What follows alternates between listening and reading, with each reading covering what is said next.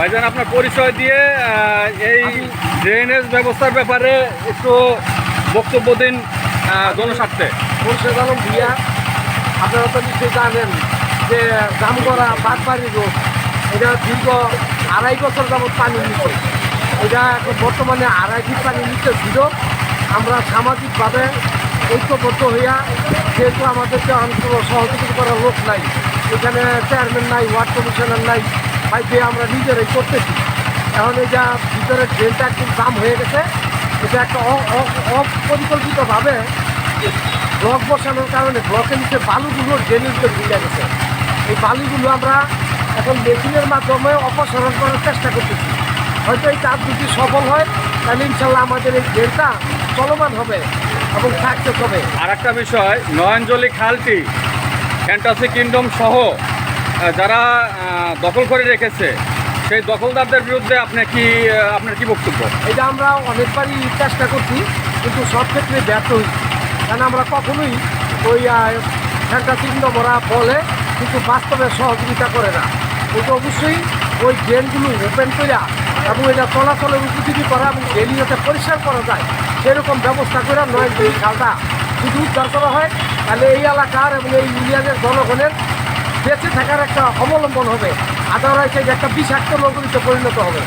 আমরা সকলে এই নয়নজলি খালের প্রায় 20 থেকে 25% জমি এই আপনার ফ্যান্টাসি কিংডম দখল করে রাখছে, এটা কি সত্য? এটা কিছুটা হলেও সত্য, কারণ আমরা পরিমাপ না করতে পারলেও আমরা অনুমান করতে পারি যে তাদের এই ফ্যান্টাসির ভিতরে কিছু জমি খালের আছে।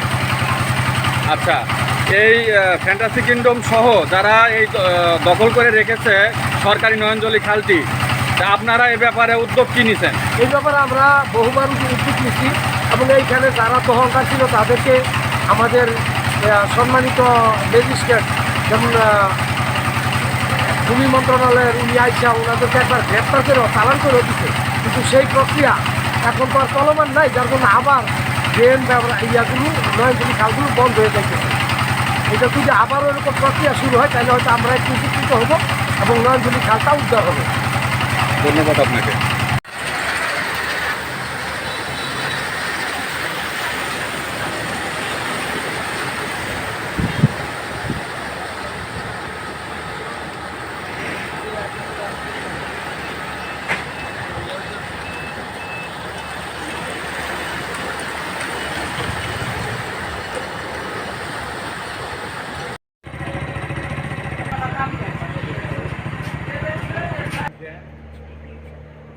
কি হয়েছে জানা?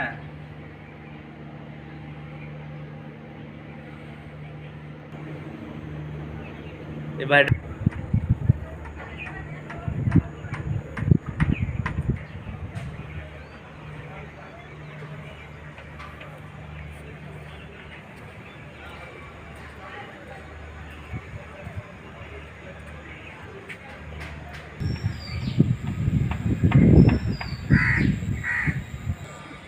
এখন কি এবার কোনো থাকে সম্ভবত নাকি?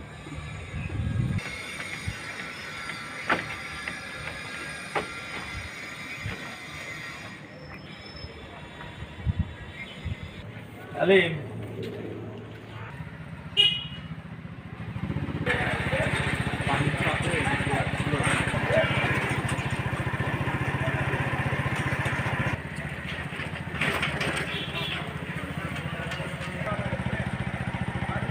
ফ্যাক্টরি ওখানে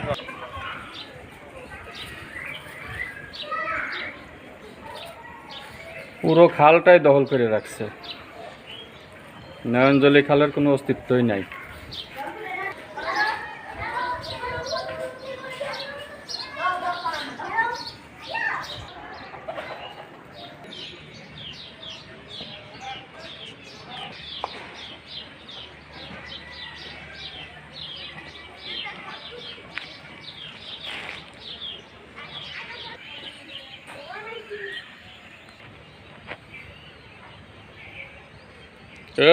এই পানিতে কেড়ে পানিতে পড়বা যাও।